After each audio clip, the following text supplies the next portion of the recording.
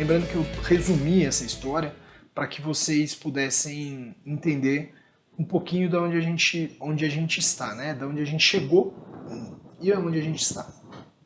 Então, inicialmente, né, um primeiro relato em 1543, onde alguns anatomistas conseguiram canular um animal, um cachorro, né, especificamente, aí, e mantê-lo vivo a partir de um sistema de Foley. Então, ventilar esse paciente, né, esse animal, perdão, esse cachorro. Então, é um primeiro relato aí que a gente pode ter a respeito do uso da ventilação, vamos dizer, manual, mecanicamente ventilado. Esse material aqui, tudo que eu vou mostrar nessas imagens daqui para frente, vem desse artigo, um artigo de 2011, que faz um importante levantamento da ventilação mecânica, falando do seu passado, do presente, qual é o futuro da ventilação mecânica. Eu aconselho muito quem começar a estudar ventilação mecânica, que leia esse artigo, que é bastante interessante. Uma das coisas que a gente precisa falar, né,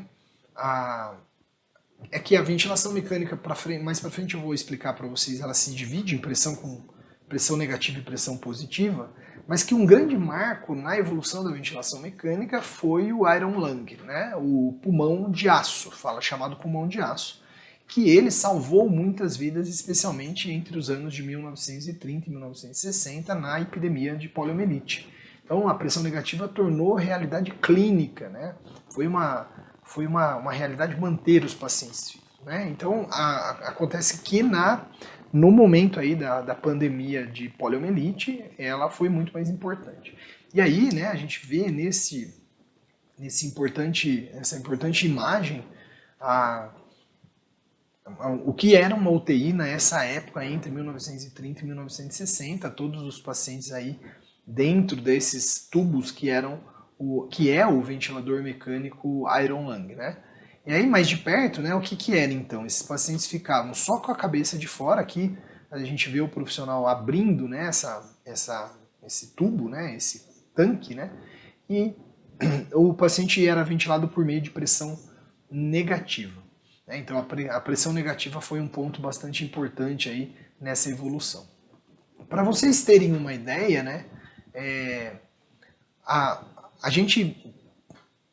as UTIs eram formadas aí, né, a gente via a UTI como essa estrutura, mas para vocês verem, né, como as coisas começam a evoluir, a sair da pressão negativa, vejam que essa imagem à nossa esquerda, esse gráfico, ele mostra aí como que eram, né, como que era a mortalidade quando eu usava só o tanque aqui, né, o Iron Lung, e aí quando se passa a usar a pressão positiva por meio de traqueostomia, que é a abertura da via aérea lá do paciente, é como a mortalidade cai. Então, um marco importante também aqui nessa evolução da ventilação mecânica.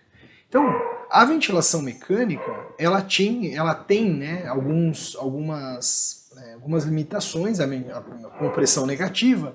Então, começa a surgir a proposta da ventilação com pressão positiva, né, onde começou lá inicialmente nos ventiladores volumétricos para anestesia, depois o ventilador, né, as fábricas, a Bennett começa a produzir na Segunda Guerra Mundial, especialmente para oxigenar os aviadores, né, os pilotos de avião, para quando sobem, né, em grandes altitudes, e aí isso acaba surgindo também, né, todas as grandes catástrofes mundiais acabam dando evolução na área da saúde.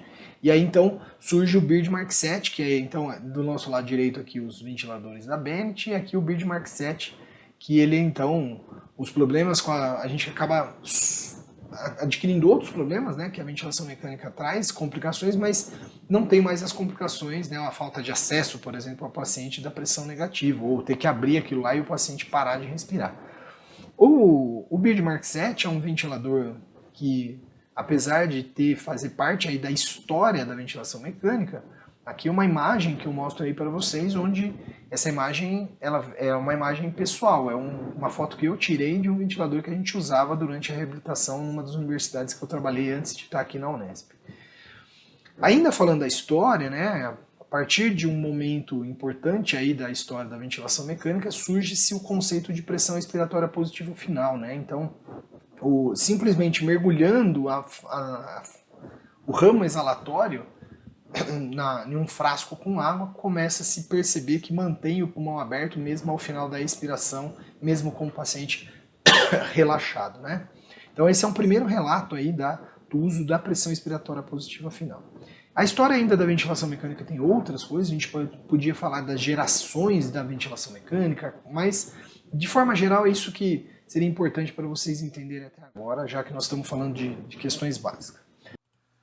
É isso aí, pessoal. Nós falamos um pouco aí sobre história da ventilação mecânica numa palestra que eu ministrei num evento do Centro Acadêmico de Fisioterapia da Unesp de Marília. Espero que você tenha gostado. Não esquece aí de se inscrever no canal Apolo Fisioterapia, não esquece de curtir nossos vídeos e compartilhar com a galera.